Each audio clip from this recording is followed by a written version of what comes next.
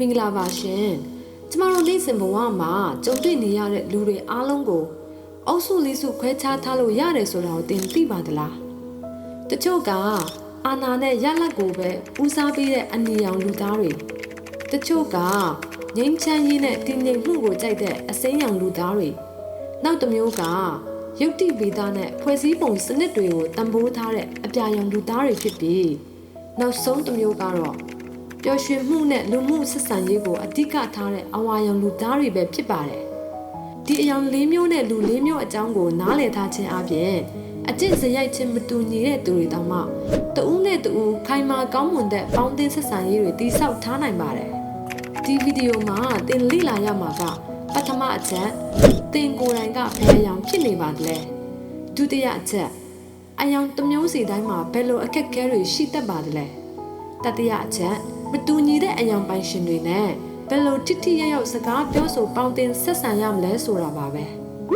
ဒါဝတာနားမလည်ထားဘူးဆိုရင်တချို့လူတွေနဲ့စကားပြောရတာဘာလို့လွယ်ကူပြီးတချို့လူတွေနဲ့ကြတော့ဘာလို့ဒီလောက်တောင်ခက်ခဲနေရတာလဲဆိုတာကိုသင်အပြေရှာနေမိပါလိမ့်မယ်ကျမတို့အားလုံးမှာအယောင်တွေရောနှောနေတတ်ပေမဲ့အာတန်နဲ့ပင်ကိုအယောင်ဒက်ဖတ်ကာလာတစ်မျိုးစီတော့ရှိတတ်စမြဲပါပဲပထမဆုံးအနီရောင်တွေအကြောင်းပြောကြည့်ရအောင်သူတို့ကပြတ်သားတယ်ရဲရင်တယ်ပြန်ဆန်းလို့စိတ်ရှိပြီးရလက်ထွက်ဖို့ကိုပဲအာယုံစိုက်တယ်နည်းနည်းတော့စိတ်မြန်လက်မြန်ရှိတတ်ကြတယ်ဒုတိယကတော့အဝါရောင်တွေပါသူတို့ကလူမှုဆက်ဆံရေးတွေကောင်းတယ်တက်ကြွတယ်စကားပြောကောင်းပြီးအမြဲတမ်းအကောင်းမြင်တတ်ကြတယ်ဖန်တီးနေစွာမြင့်မားသူတွေပေါ့တတိယကတော့အစိမ်းရောင်တွေပါသူတို့ကအေးဆေးတည်ငြိမ်တယ်ကူညီတတ်တယ်စိတ်ချရတယ်ရုတ်တရက်အပြောင်းလဲလုပ်တာတွေကိုမကြိုက်ဘူးအရန်ကိုစိတ်ရှည်ကြီးခံတတ်ကြတယ်နောက်ဆုံးကတော့အပြာရောင်တွေပါသူတို့ကအတိအကျလုပ်တတ်တယ်အသေးစိတ်ဂရုစိုက်တယ်တတိကြီးပြီးဝေဖန်ပိုင်းခြားတွေးခေါ်နိုင်စွမ်းရှိတတ်ကြတယ်ပြည့်ပြည့်စုံမှုကိုကြိုက်နှစ်သက်သူတွေဖြစ်ပါတယ်ကဲဒါဆိုသင်ရဘယ်အယောင်လဲဆိုတာကိုမသေးချာသေးရင်ကိုဒီမေးခွန်း၃ခုကိုပြန်မေးကြည့်ပါတစ်သင်က introvert အတွင်းအောင်သူလား extrovert အပြင်ထက်သူလား introvert ဆိုရင်သင်ဟာအပြာသို့မဟုတ်အစိမ်းဖြစ်ဖို့များပြီး extrovert ဆိုရင်တော့သင်ဟာအနေသို့မဟုတ်အဝါဖြစ်ဖို့များပါတယ်မေခွန်းနှစ်သင်ကယုတ်တိဆန်ဆန်တွေးတတ်သူလားခံစားချက်ကိုဦးစားပေးတတ်သူလားယုတ်တိဆန်ဆန်တွေးသူဆိုရင်အစိမ်းသို့မဟုတ်အနေဖြစ်နိုင်ပြီးခံစားချက်ကိုဦးစားပေးတတ်သူဆိုရင်တော့အပြာသို့မဟုတ်အဝါဖြစ်နိုင်ပါတယ်၃သင်ကစကားပြောရင်တဖြည်းဖြည်းနဲ့တေချာပြောတတ်သလားမြန်မြန်ဆန်ဆန်ပြောတတ်သလားတေချာစဉ်းစားပြီးမှပြောတတ်ရင်အစိမ်းသို့မဟုတ်အပြာဖြစ်ပြီးတက်တက်လက်လက်ပြောတတ်ရင်တော့အနီသို့မဟုတ်အဝါဖြစ်ပါတယ်ဒီမေးခွန်းတွေကသင်ကဘယ်အယောင်လဲဆိုတာကိုရှာဖွေပေးရမှာကူညီပေးပါလိမ့်မယ်ဒီနေရာမှာပြဿနာကဘာလဲဆိုတော့လူအများစုကကိုယ်နဲ့စကားပြောပုံတူတဲ့သူတွေနဲ့ပဲအဆင်ပြေတတ်ကြတာပါအနီရောင်ကအနီရောင်အချင်းချင်းစကားပြောရင်သိအဆင်ပြေကြတယ်လိုရင်းတူရှင်းပြောတယ်ပြတ်သားတယ်ရလက်ထွက်လာတယ်ဒါပေမဲ့အနီရောင်ကအစိမ်းအပြာအဝါရောင်သမားတွေနဲ့စကားပြောရတဲ့အခါမှာအဆင်မပြေမှုတွေဖြစ်လာတော့တာပါပဲဥပမာအနီရောင်ကစကားကိုခပ်ပြက်ပြက်ပြောလိုက်တဲ့အခါကျန်တဲ့အယောင်တွေကသူ့ကိုရိုင်းပြတယ်ကြောက်စရာကောင်းတယ်လို့မြင်သွားတတ်ကြပါတယ်အဝါရောင်တွေကြတော့လေစိတ်ကူးစိတ်သန်းတွေအယမ်းများစကားတွေအယမ်းများနေတဲ့အခါအနီရောင်တွေအတွက်တော့အာယုံနောက်စရာဖြစ်နေတတ်တယ်အစိမ်းရောင်တွေအတွက်တော့ရှုပ်ထွေးလွန်းနေပြီးအသေးစိတ်ကြိုက်တဲ့အပြာရောင်တွေအတွက်တော့တိကျမှုမရှိဘူးလို့ခံစားရစေပါတယ်အစိမ်းရောင်တွေရဲ့အာနာတမှုငြိမ်းချမ်းရေးယူတတ်မှုကလည်းတခြားသူတွေရဲ့အမြင်မှာဆုံးဖြတ်ချက်မခိုင်မာဘူးပြင်းစရာကောင်းတယ်လို့ထင်မြင်စေနိုင်ပါတယ်အပြာရောင်တွေကြတော့လေ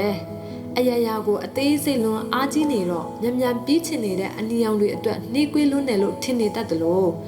ပျော်ပျော်နေတတ်တဲ့အဝါရောင်တွေအတွက်တော့တိတ်ကိုစီကန်းကြီးလွန်းတယ်လို့ခံစားရစေပါတယ်ဒါဆိုရင်သူတို့နဲ့ဘယ်လိုအဆင်ပြေအောင်ပေါင်းသင်းဆက်ဆံရမလဲဒါကတင့်အတွက်ဆက်သွယ်ရေးလျှို့ဝှက်ချက်တွေပါပဲတဲ့အနီရောင်တွေနဲ့ပြောတဲ့အခါတူနဲ့လိုရင်းကိုပြောပါ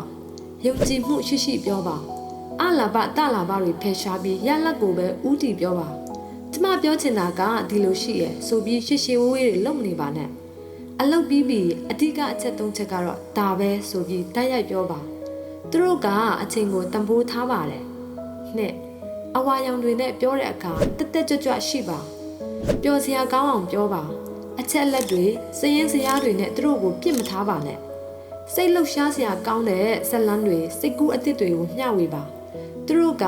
ပျော်ရွှင်မှုနဲ့စိတ်ကူးစိတ်တမ်းတွေကိုနှစ်သက်ကြပါတယ်အစိမ်းရောင်တွေနဲ့ပြောတဲ့အခါအေးဆေးတည်ငြိမ်ပါစိတ်ရှည်ပါဖိအားမပေးပါနဲ့အခုချက်ချင်းလုပ်ရမယ်ဆိုတဲ့ပုံစံမျိုးမပြောပါနဲ့အဆင်ပြေရဲ့လားကျမတို့အတူတူဖြည်းဖြည်းချင်းသွားကြမယ်နော်ဆိုတဲ့ပုံစံမျိုးပြောပါသူတို့ကယုံကြည်စိတ်ချရမှုနဲ့တဟဇာတဖြစ်မှုကိုတံပိုးထားပါတယ်လေအပြာရောင်တွေနဲ့ပြောတဲ့အခါတိကျသေးချာပါစေဖွဲ့စည်းပုံစနစ်ကြပါစေငါ့ကိုယုံလိုက်စမ်းပါလို့ပါဇက်ကပဲပြောနေလို့မရပါဘူးခိုင်လုံတဲ့အချက်လက်ဒေတာတွေအစဉ်စဉ်လှုပ်ဆောင်ရမယ့်အစီအစဉ်တွေကိုပြသပါသူတို့ကတိကျမှုရှိတဲ့လုပ်ငန်းစဉ်တွေကိုအလေးထားပါတယ်ဒီနီလန်းတွေကိုနားလည်သွားပြီဆိုရင်တော့တင်သွေးသမျှလူ65ရာခိုင်နှုန်းလောက်နဲ့အစဉ်ပြေပြေစကားပြောဆိုပေါင်းတင်ဆက်ဆံနိုင်ပါလိမ့်မယ်ဒါကတိတ်ဝတင်ပြောင်းလဲပြစ်လိုက်ရမယ်လို့ဆိုလိုတာမဟုတ်ပါဘူးတစ်ဖက်လူရဲ့ပုံစံကိုလိုက်ပြီးရေလိုပဲပုံစံပြောင်းပြီးလက်လျောညီထွေမှုရှိဖို့နဲ့နေတတ်အောင်စ조사ခြင်းပဲဖြစ်ပါတယ် Bruce Lee ပြောခဲ့တယ်လို့ပါပဲရေလိုကျင့်ပါ